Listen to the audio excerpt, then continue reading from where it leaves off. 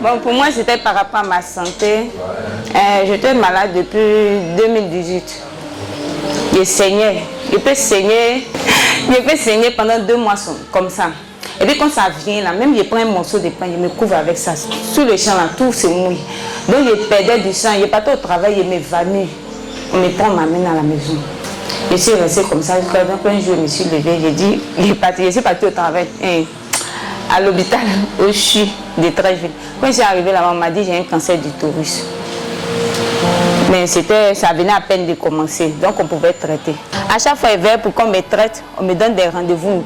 Les docteurs, là, différents docteurs, les gars me doublent, on me mêlent. On ne m'a même pas traité. Plusieurs fois rendez-vous.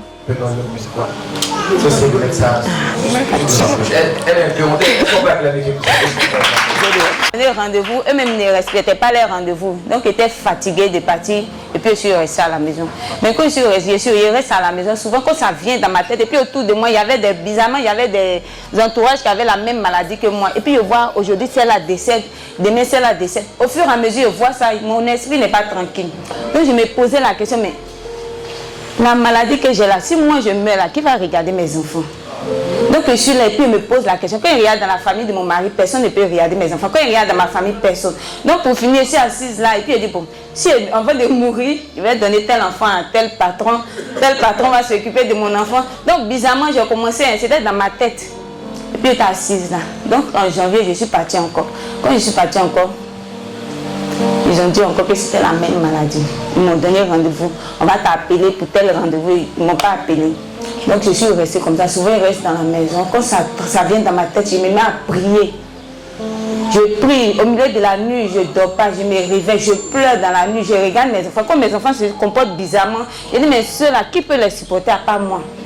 Donc je n'ai pas l'esprit tranquille. Je suis restée comme ça dans la maladie. Jusqu'à quand j'appelle mon mari, il parle de la maladie.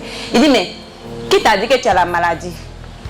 Je dis, mais ce n'est pas normal que je saigne pendant 2 mois. Je suis là, je saigne. Tous les jours, je saigne seulement. Je maigris dans la maison. Je m'affaiblis. Je me lève là, je vertige. Donc la dernière fois... Donc, papa organisait le programme. Je suis venue. Donc, quand je suis arrivée, ce jour-là, c'était papa qui était au programme. Et puis, il a demandé de prendre de l'eau. Et comme moi, je connais ma situation, en tout cas, quand il me demande de faire quelque chose là, je m'applique dedans. Donc, quand il m'a demandé de prier, il a demandé de prier, chacun n'a qu'à dire ce qu'il veut. Je me suis mis même. J'ai prié même, j'ai prononcé des paroles tellement que moi-même, j'étais satisfait. Et puis quand j'ai pris l'eau là, sur le champ, il nous a demandé de boire. Quand j'ai bu l'eau là, j'ai senti un mal.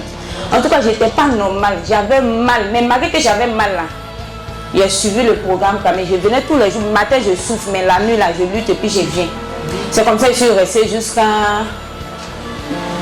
dernier. Oh, il nous a dit de laver nos pieds.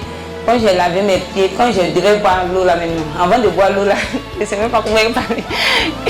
Avant de boire l'eau là, d'abord même, quand il nous a dit d'abord de boire l'eau, avant de boire l'eau là, je me suis concentrée. Et puis j'ai pris l'eau là, après les paroles que papa a dit, j'ai pris l'eau là, j'ai vu l'eau là comme si c'était le sang même que je buvais. Et puis j'ai pris l'eau là, j'ai bu. Quand j'ai bu l'eau là, 3e jour je suis venue, le lundi qui a suivi, je suis partie à l'hôpital. Quand je suis arrivée là-bas, le docteur, elle a essayé de faire sa consultation. Elle me dit, mais qui t'a dit que tu as un cancer d'utérus?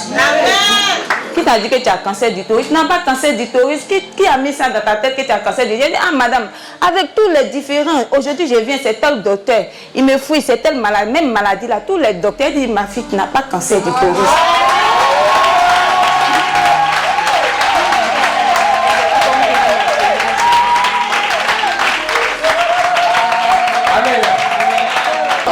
Depuis ce temps-là, moi, mes menstrues venaient 2 fois dans le mois. Depuis ce temps-là jusqu'à aujourd'hui, mes menstrues sont normales.